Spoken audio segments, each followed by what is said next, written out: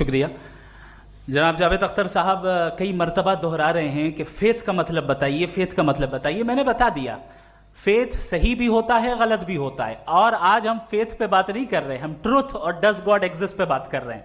क्या does God exist, ये truth यानी गॉड है या नहीं है, इसमें से दोनों ट्रूथ क्या है। अब आप उसे फेथ कह लें, बिलीफ कह लें, नॉट माई बिजनेस।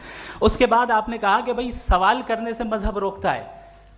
मैं कहता हूं जो रोकता है वो रोकता होगा, मैं नहीं रोकता, बल्कि सवाल करें, सवाल करना चाहिए। सवाल कर करके तो हम आगे बढ़ते हैं, तरक्की करते हैं, और इसीलिए मैं आज यहां पे आया हूं। लेकिन सवाल सिर्फ खुदा से नहीं होगा, आपसे भी होगा। सवाल एथिज्म से भी होगा, सवाल सिर्फ मजहब से नहीं होगा, सबसे होगा। और आज मैं सवाल करूंगा और उम्मीद है कि आप जवाब देंगे। अभी तक आपने वैसे कॉन्टिंजेंसी आर्गुमेंट का कोई जवाब नहीं दिया। चलें, आपने कहा यूनिवर्स के बारे में इटर्नल क्यों नहीं बोल देते। ये चूंकि लॉजिकली पॉसिबल ही नहीं है कि यूनिवर्स इटर्नल हो। यूनिवर्स एक कॉन्टिंजेंट चीज है जो टाइम एंड स्पेस के पाबंद है, टाइम एंड स्पेस से बाउंड है। जो टाइम एंड स्पेस से बाउंड होगा वो कॉन्टिंजेंट होगा, जो कॉन्टिंजेंट होगा वो उसकी बिगिनिंग हुई होगी, जिसकी बिगिनिंग हुई होगी वो इटर्नल नहीं हो सकता। ये तो कॉमन सी बात है। आपने कहा कि किसी मजहबी किताब में डायनासोर का जिक्र नहीं है। अफसोस कि आज तक किसी मैथमेटिक्स के किताब में मुझे डायनासोर का जिक्र नहीं मिला। तो इसका मतलब मैथमेटिक्स की किताब बेकार है? नहीं, उसका वो टॉपिक नहीं है। रेवलेशन का और मजहबी किताबों का टॉपिक ये नहीं है कि आपको आके बताए साइकिल कैसे बनाते हैं, या आकर ये बताएं कि जो है डायनासोर कब था। वो तो मोरालिटी सिखाने आया है, गॉड के बारे में बताने आया, नॉन फिजिकल रियलिटी की हकीकत को सिखाने के लिए आया। रिलीजियन साइंस को रोकता है? नहीं रोकता। अगर रोकता है तो गलत करता है। रिलीजियन साइंटिज्म को रोकता है, जिसमें हमारे जावेद साहब मुब्तला हैं। साइंस और साइंटिज्म में फर्क है।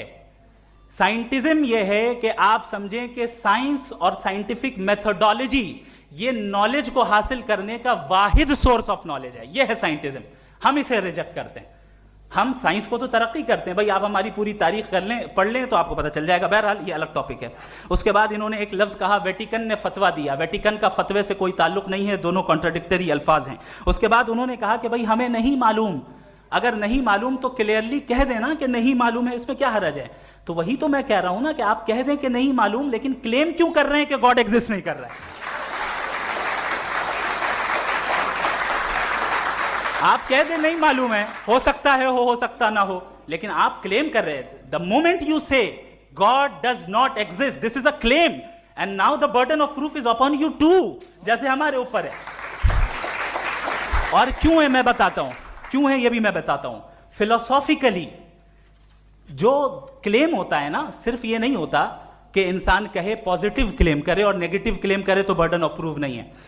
आप मिसाल के तौर पे मैं कहूं कि फुला उस कमरे में कोई नहीं है, मैंने एक नॉलेज का क्लेम किया है। उस कमरे में कोई नहीं है, मैंने एक नॉलेज का क्लेम किया। या तो मैं कहूं मुझे नहीं पता, हो भी सकता है नहीं भी हो सकता है, this is not a claim. लेकिन जब मैं कह रहा हूं कि वहां कोई नहीं है, या मैं कह रहा हूं वहां कोई है, दोनों क्लेम है और दोनों के ऊपर बर्डन ऑफ प्रूफ है। हमारे ऊपर भी बर्डन ऑफ प्रूफ है। मैंने कंटिंजेंसी आर्ग्यूमेंट दिया, इसे तोड़कर दिखाइए।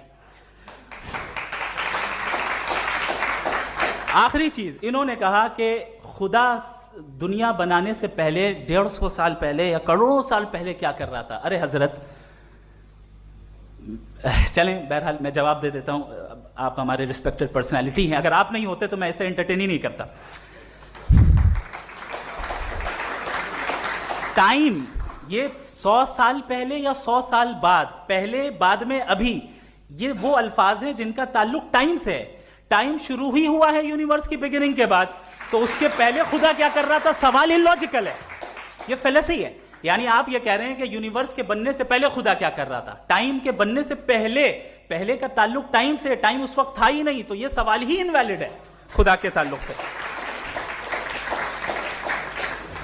दूसरी चीज, आर्ग्यूमेंट ऑफ कंटिंजेंसी जो मैंने आपके सामने पेश की है, आपने बार बार ये प्रूफ किया और ये कह रहे हैं कि गॉड ऑफ गैप्स। देखिए पहले नहीं मालूम था, साइंस ने कर दिया। सिंपल की मिसाल से मैं समझा देता हूं। जिस गैप्स की आप बात कर रहे हैं ना, साइंस उन गैप्स को जिन चीज के जरिए भी प्रूव करेगा वो कॉन्टिंजेंट ही होगा। अब चाहे वो फोर्स हो, मैटर हो या एनर्जी हो। लिहाजा सवाल हमारा उस वक्त भी वैलिड होगा जब तक कि आप नेसेसरी बीइंग पे ना आ जाएं। और इन्फिनिट रिग्रेस पॉसिबल नहीं है of causes in practical world, तो जाहिर है कहीं रुकना पड़ेगा, जहां रुकेंगे वही खुदा है। दूसरी चीज, आपने ये कहा, क्या कह रहा था मैं, किस पॉइंट को? What? Oh no, after that. Just now. हाँ, जहां रुकेंगे वही खुदा है। बहरहाल, तो टाइम का जिक्र हो गया, गॉड ऑफ गैप, सॉरी या इसकी एक मिसाल आप ले लें। एक कार है, एक साहब ने देखा कि भाई कार जो है उसके व्हील्स कितने अच्छे लगे हुए हैं, सही जगह पे, स्टीयरिंग जो है कितने अच्छे जगह पे लगी हुई, और सीट्स कितने वेल डिजाइंड है, कितनी प्रिसाइजली ये कार काम कर रही है, तो जरूर कोई ना कोई इसे क्रिएट किया है, किसी ने क्रिएट किया है। अब जावेद साहब आए और कहे अरे जनाब बोनेट खोलिए, इसमें इंजन है, इंजन इस कार को चला रहा है, hence prove no one has created the car. This is illogical, this is irrational. आपने इंजन के जरिए उस गैप को तो साबित किया, लेकिन क्या उससे कार की जो क्रिएशन है और उसका जो क्रिएटर है ये इम्पॉसिबल हो जाए? ऐसा पॉसिबल है? उसका सवाल खत्म हो जाए, ऐसा पॉसिबल है? नहीं।